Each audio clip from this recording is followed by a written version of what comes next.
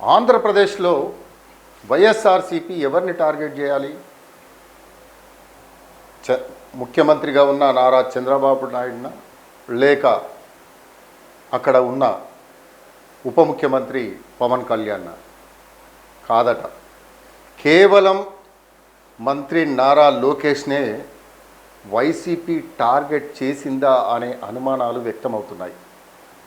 ఆంధ్రప్రదేశ్లో విపక్షం వైఎస్ఆర్సీపీ ఇటీవలి కాలంలో తిరిగి ఏదో కార్యక్రమాల ద్వారా యాక్టివ్ మూడ్లోకి వచ్చినట్టుగా ఏదో ప్రజల్లో కనిపించాలని తపన పడుతుంది.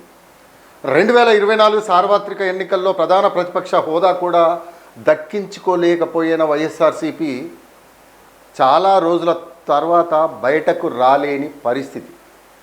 ఆ స్థితి నుంచి ఇప్పుడిప్పుడే ఆ పార్టీ నాయకులు కావచ్చు, ఆ పార్టీ అధినేత కావచ్చు, ఇప్పుడిప్పుడే బయటకు వస్తున్న పరిస్థితి.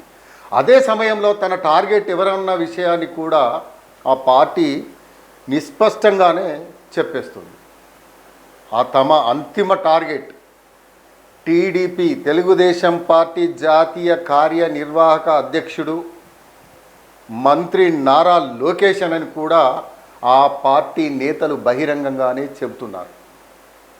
ముఖ్యమంత్రిగా ఉన్న టీడీపీ అధినేత నారా చంద్రబాబు నాయుడును, లేదంటే డిప్యూటీ సీఎంగా ఉన్న జనసేనాని పవన్ కళ్యాణ్ను ఆ పార్టీ టార్గెట్ చేసిందని అందరూ భావించిన, అందుకు విరుద్ధంగా వారిద్దరిని పక్కన పెట్టేసి వైఎస్ఆర్సీపీ లోకేష్ను టార్గెట్ చేస్తుందట. వాస్తవానికి 2024 ఎన్నికలకు ముందు తెలుగుదేశం పార్టీతో జనసేన, బీజేపీల పొత్తు విపక్షంలోని తెలుగుదేశం పార్టీకి నూతనోత్తేజం నింపేలా లోకేష్ కీలక అడుగులు వేశారు. యువగళం పేరిట లోకేష్ చేసిన పాదయాత్ర ఆంధ్రప్రదేశ్ రాజకీయాలను మార్చేసిందని చెప్పాలి. ఆంధ్రప్రదేశ్లోని అన్ని జిల్లాలను టచ్ చేస్తూ సాగిన యువగళం యాత్రలో లోకేష్ దాదాపుగా అన్ని వర్గాలకు దగ్గరయ్యారు. ఆయా వర్గాల సమస్యలను కూడా విన్నారు. వాళ్ళ సమస్యలనంతా విని ఎవరినైతే టార్గెట్ చేశారో, ఎవరినైతే హరాస్మెంట్ చేశారో, ఎవరినైతే అరెస్టుల పాలు చేశారో వాళ్ళందరూ, ఎవరైతే అధికారులు కావచ్చు, రాజకీయ నాయకులు కావచ్చు, ఈ యువగలం ద్వారానే ఒక రెడ్ బుక్ను తీసుకురావడం జరిగింది. ఆ రెడ్ బుక్లో అందరినీ పొందుపరచడం జరిగింది.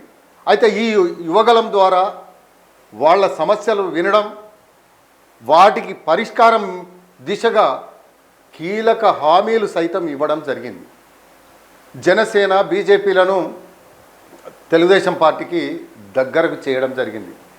దాంతో ఆంధ్రప్రదేశ్ రాజకీయాల్లో, ఆంధ్రప్రదేశ్లో కూటమి ప్రభుత్వం ఏర్పడిందని చెప్పవచ్చు.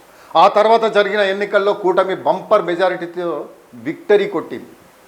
ఈ లెక్కన వైఎస్ఆర్సీపీ లక్ష్యం లోకేష్ అన్న విశ్లేషణలు అయితే కొనసాగుతున్నాయి. అయితే ఓటమిని జీర్ణించుకునేందుకు చాలా సమయం తీసుకున్న వైఎస్ఆర్సీపీ తాజాగా బరిలోకి దిగిందనే చెప్పాలి. వైఎస్ఆర్సీపీ అధినేత తన మీడియా సమావేశాల్లో, అది కూడా 11 గంటలకు, ఏ మీడియా సమావేశం పెట్టినా 11 గంటలకు, అంటే తనకు అసెంబ్లీలో కూడా 11 స్థానాలు వచ్చాయి కాబట్టి 11 గంటలకే ఆ సమావేశాల్లో కానీ ఇతరత్ర ఎక్కడనైతే సభల్లో ప్రసంగిస్తాడో ఆ సభల్లో కూడా లోకేష్ కేంద్రంగా పెద్దగా ఆరోపణలు ఇటీవలి కాలంలో గుప్పించడం లేదు. ఎంతసేపు చంద్రబాబు, పవన్ కళ్యాణ్ల మీదనే ఆరోపణలు గుప్పించడం జరిగింది జగన్మోహన్ రెడ్డి. లోకేష్ విషయంలో ఆచితూచు అడుగులు ఎందుకు వేస్తున్నారన్న వాదనలు కూడా వినిపించాయి. ఎందుకనంటే యువగలం ద్వారా అందరినీ కలుపుకున్నాడు కాబట్టి. జిల్లా నియోజకవర్గ స్థాయి వైసీపీ నేతలంతా కూడా చంద్రబాబు, పవన్ కళ్యాణ్ను వదిలేసి ప్రస్తుతం లోకేష్ బాబును టార్గెట్ చేస్తున్నారు.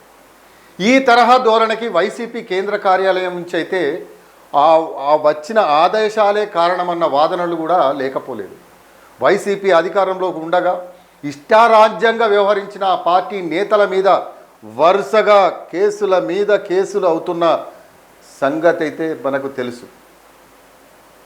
తాజాగా రాప్తాడు మాజీ ఎమ్మెల్యే తోపుదుర్తి ప్రకాష్ రెడ్డి కుటుంబంపై కేసులు పెట్టడం జరిగింది. ఆయనకు ఉన్న భద్రత కూడా ఉపసంహరణ తదితర నిర్ణయాలు వరుసగా జరిగిపోతున్నాయి. వీటిపై స్పందించేందుకు మీడియా ముందుకు వచ్చిన సందర్భంగా ప్రకాష్ రెడ్డి లోకేష్ను టార్గెట్ చేసుకునే సంచలన ఆరోపణలు అయితే గుప్పించడం జరిగింది. అంతేకాకుండా తమ టార్గెట్ నారా లోకేష్ అని కూడా ఆయన స్పష్టంగా ప్రకటించడం జరిగింది.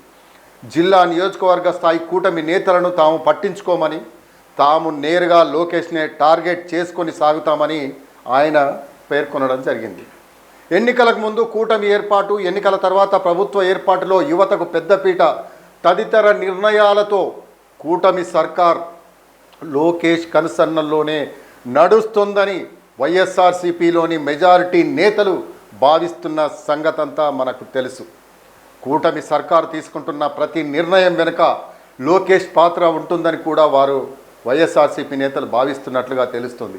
ఈ క్రమంలో జగన్ నేరుగా లోకేష్ను టార్గెట్ చేస్తే లోకేష్కు ఎక్కడ మైలేజీ వస్తుందోనన్న భయం వైఎస్ఆర్సీపీని వెంటాడుతుంది. అందుకే జగన్ ఎంతకు లోకేష్ ప్రస్తావనను తీసుకొని రావడం లేదు. అయితే తన పార్టీ నేతల చేత మాత్రం ఆయన మంత్రి లోకేష్ను టార్గెట్ చేయిస్తున్నారన్న విశ్లేషణలు అయితే కొనసాగుతున్నాయి.